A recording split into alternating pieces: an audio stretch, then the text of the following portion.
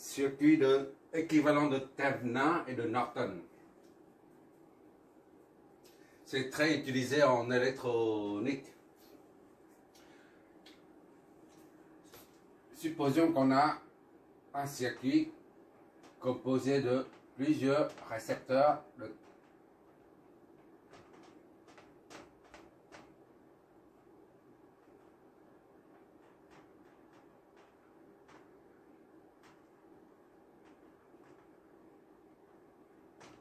voilà.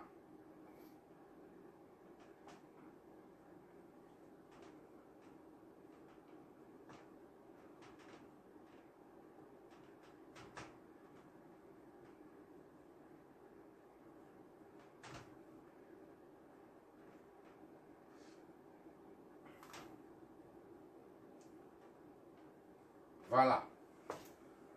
C'est un circuit assez complexe comme ça là, avec une source. Et ici une autre source par exemple. Une autre source de courant.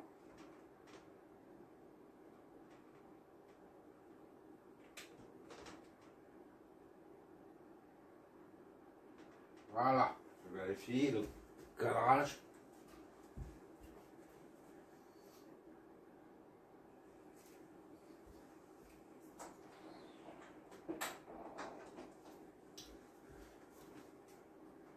Si on raccorde une charge ici, RCH, et ben le courant va, la source va débiter un courant qui circule dedans.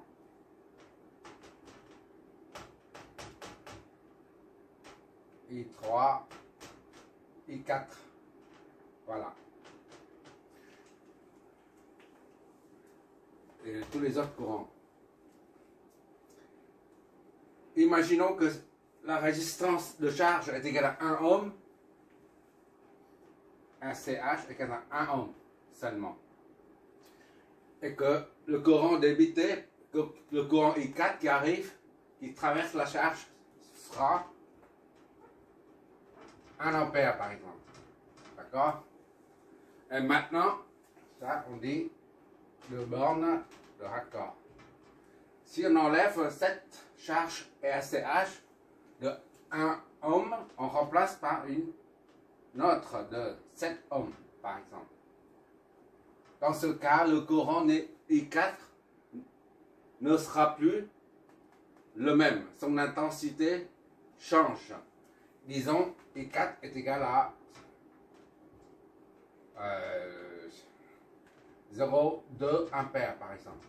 Puisque la charge n'est plus la même, le courant I4, la charge n'est plus la même, le courant I4 n'est plus le même. D'accord? Chaque fois on fait varier la charge, une charge variable, on met une flèche comme ça pour dire la charge est variable. On peut régler pour que la résistance de la charge varie. Au début, c'était 1 ohm. Pour connaître le courant I4 est égal à 1 ampère, il fallait calculer tous les courants ici, d'accord, et en déduire I4. D'accord? Tous les courants et toutes les tensions aux bornes de chaque élément. Absolument tout. Pour en déduire I4 qui arrive ici. Et puis la tension aux bornes. VRCH. D'accord? Et si maintenant on monte, le réglage est fait de sorte que RCH soit égal à 7 ohms. Et bien tous ces courants changent. Leur intensité change. Ainsi que la tension aux bornes de la charge. Pour avoir I4 est égal à 0,2 ohm, pour connaître cette valeur-là, cette intensité, il faut recalculer. Chaque fois, il faut recalculer pour avoir I4. Et à la fin, on trouve I4 est égal à 0,2 et RCH, V, la tension aux bornes, disons, au début, c'était V RCH est égal à 3 volts. Et maintenant, on a remplacé RCH, on a fait varier la résistance jusqu'à 7 ohms. On trouve I4 est égal à 0,2 ampères et VCH est égal à...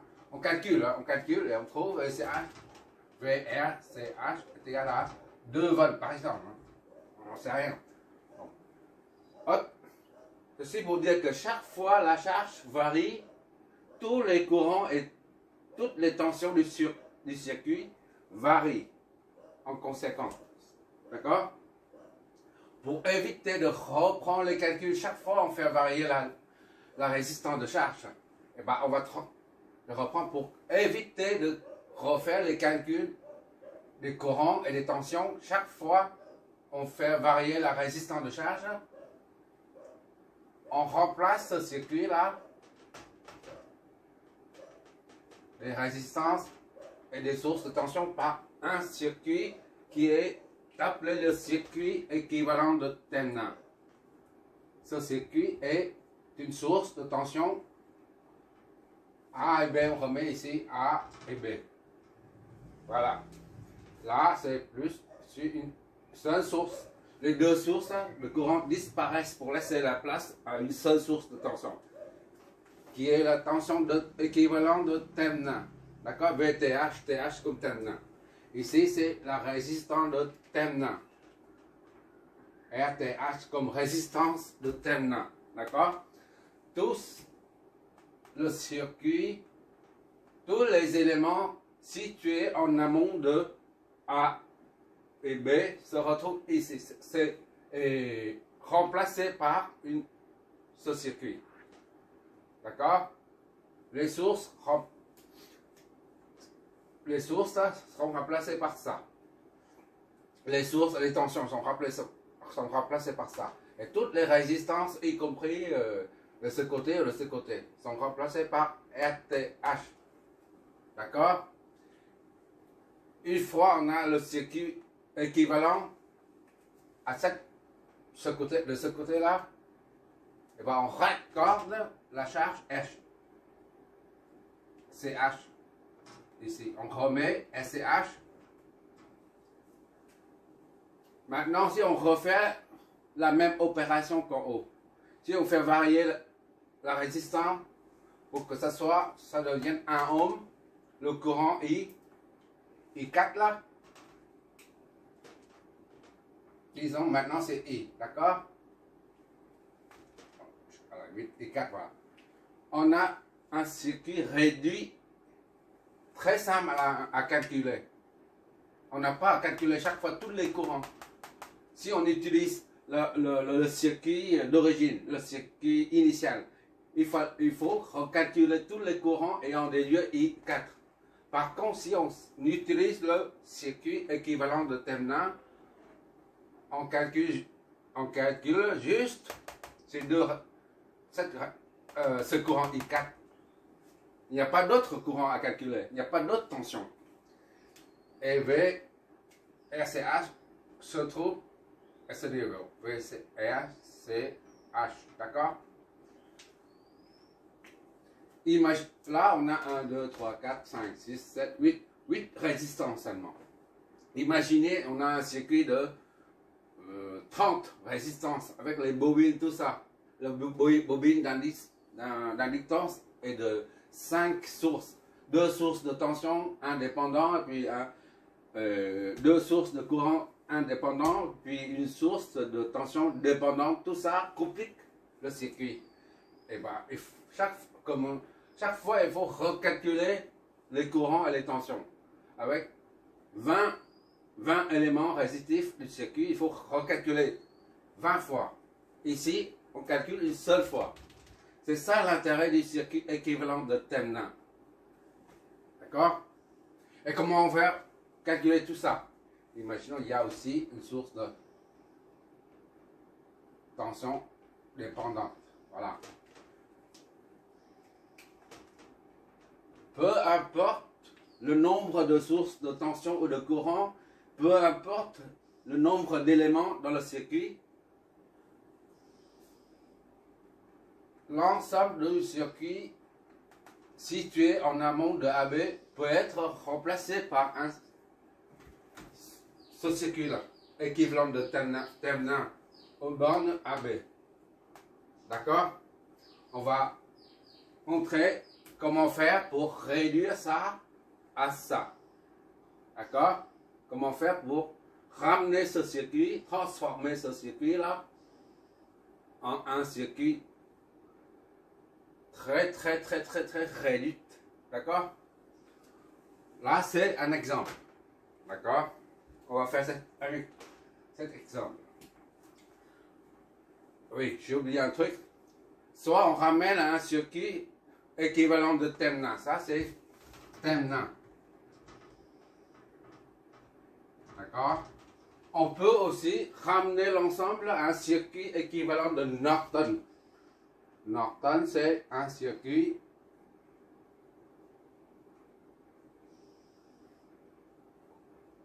c'est celui-là. Norton. Norton. D'accord? Au lieu d'avoir une source de tension indépendante là, on a une source de courant. Tout court. D'accord? Et RTH se trouve ici.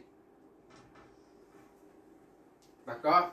Il faut revoir l'exercice 6, 5 ou 6. D'accord? Ça devient ça. Ou ça devient ça. C'est-à-dire, on réduit ça, on transforme ça en ce circuit. Ou alors, on transforme ça en un circuit réduit, celui-là. D'accord? Ça s'appelle Norton. Circuit équivalent de Norton. Ça, c'est circuit équivalent de Temna. Temna, lorsqu'on parle de circuit équivalent de Temna, on entend par là, il y a une source de tension. Et lorsqu'on parle du circuit équivalent de Norton, on entend par là, il y a une source de courant. D'accord? Bon, on va appliquer ce principe pour résoudre le problème ci-contre.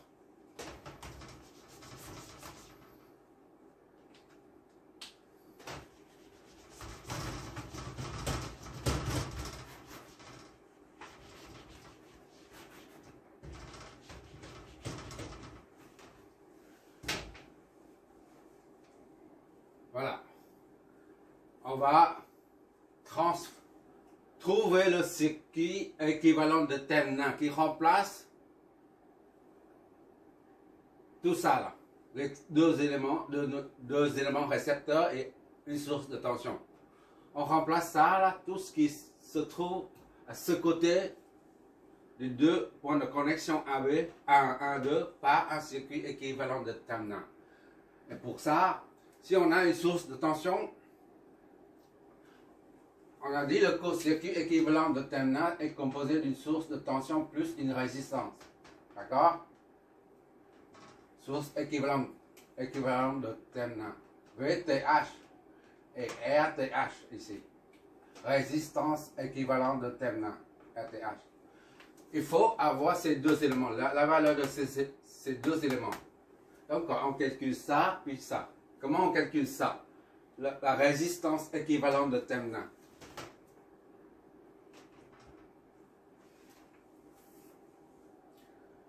Quand il s'agit d'une source de tension, on imagine il y a un câble, un fil, un conducteur qui relie ici à là.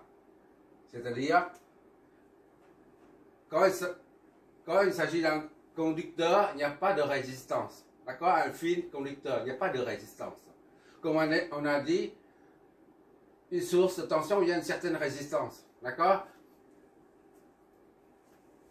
Mais quand on relie comme ça, là, c'est un simple fil conducteur, et bien, la source de tension est court-circuitée. Autrement dit, on cherche la résistance équivalente de Temna. Seulement la résistance, d'accord? On ne tient pas compte des sources de tension. On enlève cette source. Enlever une source de tension, c'est-à-dire comme si on l'éteint. On la rend inactive. Il n'y a plus de tension aux bornes. Il n'y a qu'un seul fil qui relie d'ici à là. Rendre inactif cette source de tension. C'est-à-dire aux bornes de... Ici, c'est 3 et 4, disons. Aux bornes 3 et 4, comme s'il y a un seul fil, un seul conducteur. Il n'y a plus de source du tout. Parce qu'un seul conducteur, le potentiel ici, c'est le même que celui-là, c'est le même que celui-là, c'est le même que celui-là. D'accord? Il n'y a plus de tension. C'est un simple fil conducteur. On cherche la résistance équivalente tannant. Pour ça, il faut désactiver la source de tension. Désactiver la source de tension, c'est-à-dire de faire de sorte qu'il n'y a plus de tension aux bornes de la source. Et ça consiste à, par la pensée, on imagine qu'il y a un câble qui relie d'ici à là. D'accord? Donc, on enlève la source. Qu'est-ce qui nous reste? On enlève la source. Voilà.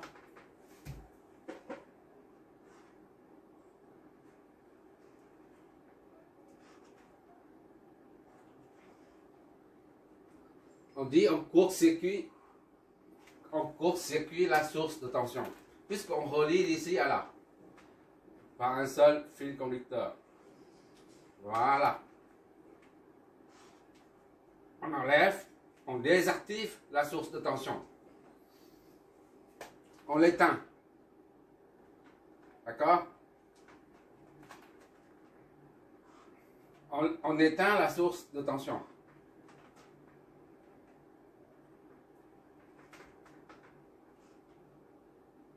Oui, j'ai oublié de dire. Ici, on travaille avec une source de tension parfaite tout le temps. Hein, d'accord? Il n'y a pas de résistance interne. Ça, c'est R1. On remet. R2, on remet. Et là, c'est 1 et 2. On cherche la résistance équivalente terminale, RTH, aux bornes de AB. Puisqu'on va remplacer ce côté-là par ça. D'accord? Donc, on y va. La source de tension est éteinte. Donc, il ne reste qu'un simple. Cette source devient un simple fil conducteur. Il n'y a plus de tension parce que ici, ce point, c'est le même point. Le même potentiel. La différence de potentiel est nulle. D'accord? Bon, la résistance entre 1 et 2, c'est RTH, d'accord? RTH est égal à, ça c'est une combinaison en parallèle de deux résistances, entre 1 et 2. Est égal au produit sur somme.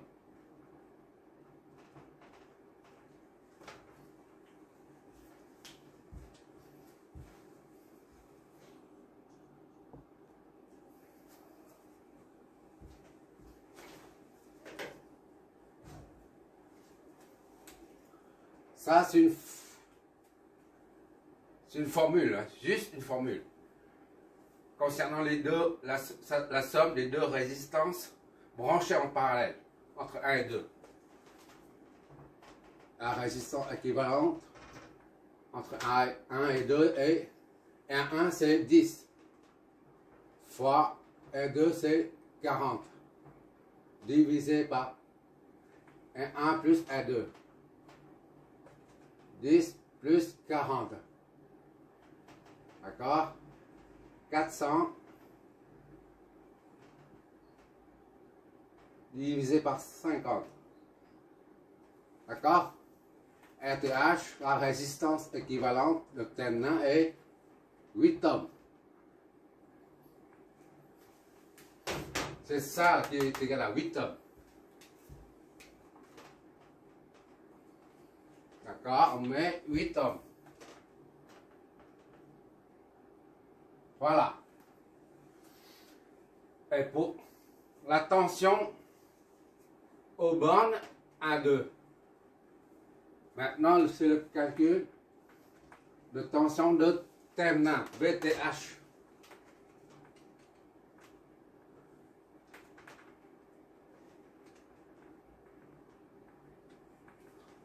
Pour la tension aux bornes de 1, 2, eh ben, on effectue de façon classique avec ce circuit-là, pour trouver la tension aux bornes 1, 2. Pour ça, on numérote les nœuds. Ici c'est 1, d'accord, c'est le même point. 2 ici. C'est 2, toujours. On suppose, comme d'habitude, on suppose un courant qui sort. I, A.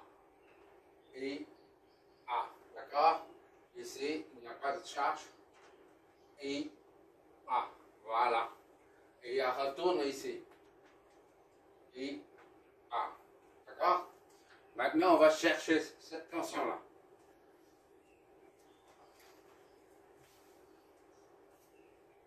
Bon.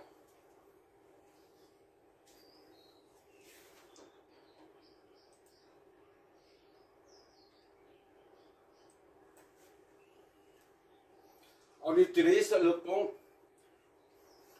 Je reprends en bas pour que ça soit plus clair et net.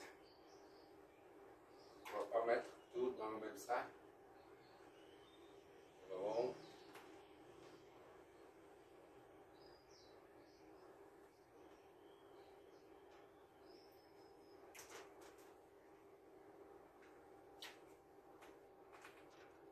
On redessine en bas le circuit déjà.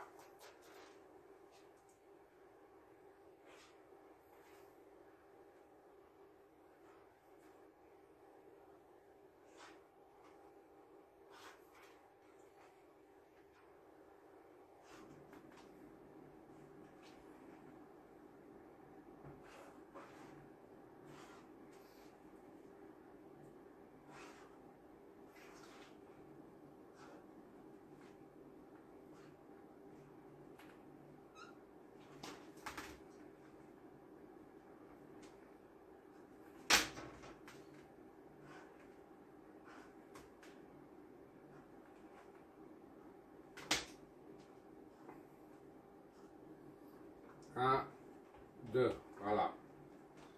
On va chercher cette tension-là pour mettre ici.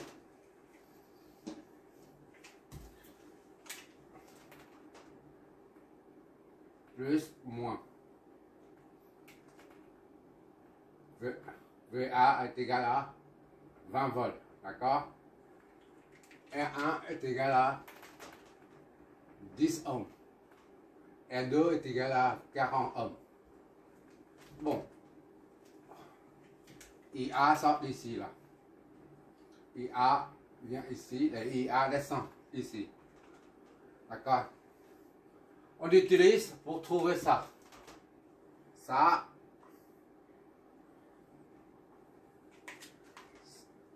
D'accord? On calcule. Ça, c'est RTH, tandis qu'ici, VTH. D'accord?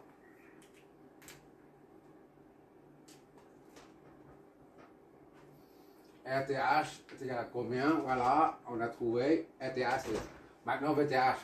On se sert du pont du diviseur de tension. C'est-à-dire, VTH est égal à ça, R2, la résistance talon divisé par la somme des deux. D'accord? R2 plus R1 fois la tension de source. VTH est égal à R2, c'est 40 divisé par 40 plus 10. Le tout multiplié par 20. Donc, VTH est égal à combien? 16.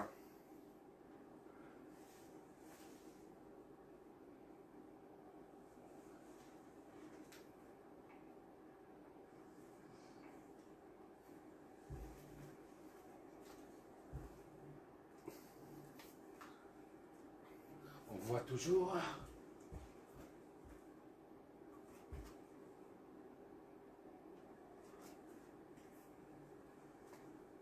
VTH égale à 40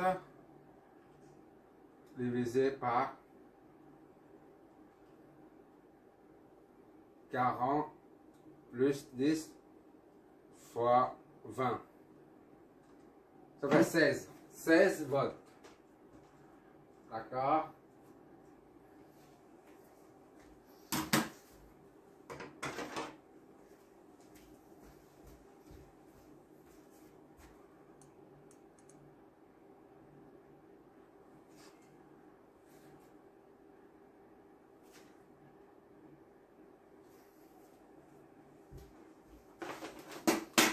On va entourer. Donc, notre tension équivalente de terminal, c'est 16 volts. Voilà. Là, c'est terminé. Ça, c'est 1 et 2. Ici, c'est 1 et 2.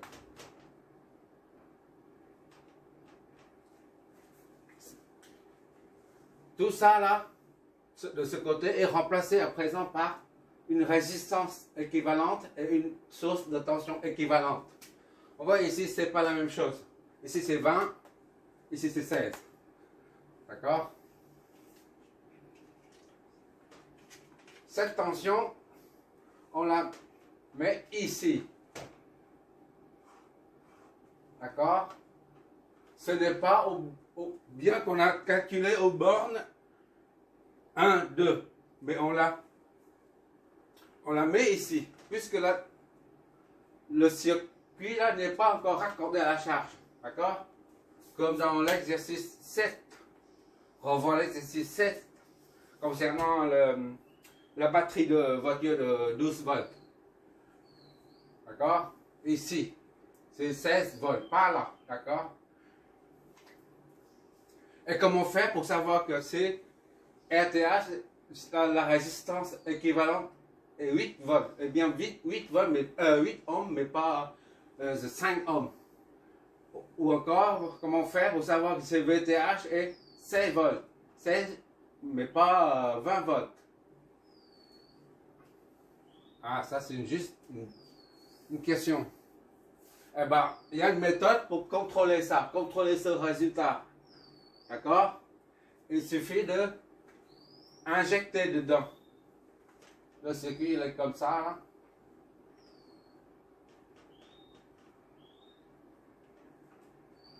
Un, 2, RTH, VTH.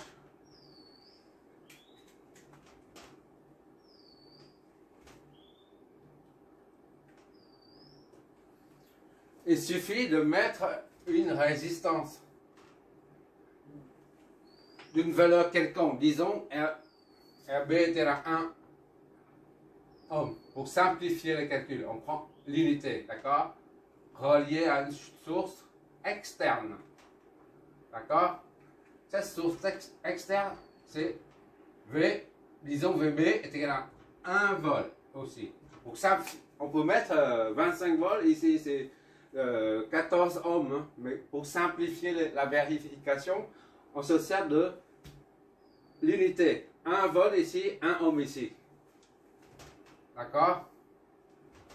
Là, on va injecter dedans, on va relier ici. C'est comme si on injecte un courant I dedans. Ça VB, IB. D'accord? Et on fait la même chose avec le circuit d'origine. Et on doit retrouver le même courant. C'est-à-dire, on remet le circuit d'origine ici, là. Voilà. 1 et 2. D'accord? 1 et 2 est égal à 10, est égal à 40. Et 2 est égal à 40 ohms. Et 1 est égal à 10 ohms. Voilà. Et V, A est égal à 20 volts. Ça, c'est le circuit initial, d'origine, d'accord? Et on fait pareil. On injecte un courant dedans à travers une résistance RB est égal à 1 ohm. D'accord? Et la source de tension, c'est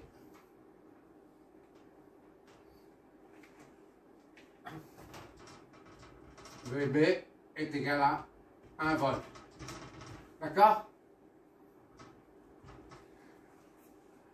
On reprend on a trouvé le circuit équivalent de terminal là, qui correspond à ce côté gauche du nœud 1 et 2, d'accord?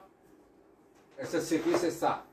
Et il faut vérifier que la résistance de terminal équivalente là, et la source sont correctes. Et pour ça, on injecte un courant dans le circuit équivalent, de même que là, on injecte aussi un courant IB dans le circuit initial. Et non, si IB ici, là, est le même que IB ici, on résout, hein, il faut résoudre c'est le circuit. Si IB débité dans ce circuit est le même que IB débité dans ce circuit. Dans ce cas, les valeurs trouvées ici là sont bonnes. D'accord? Là, c'est le résultat. Maintenant, on va vérifier. Là, on va attaquer tout ça. C'est le circuit pour vérifier si c'est bon ou pas.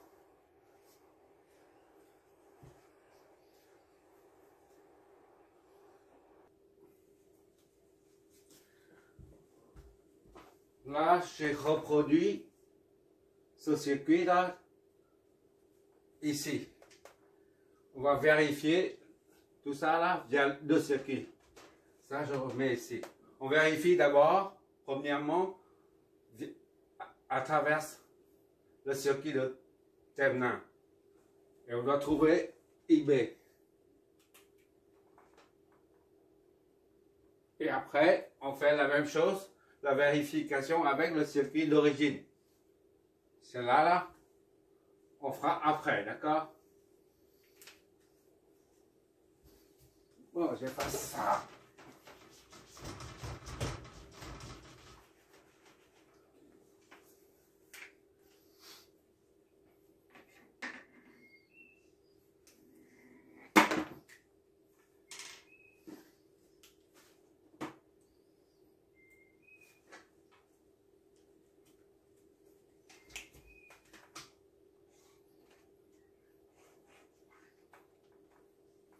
VTH. VB1 ici. IB. Voilà. VRB. Et ça, c'est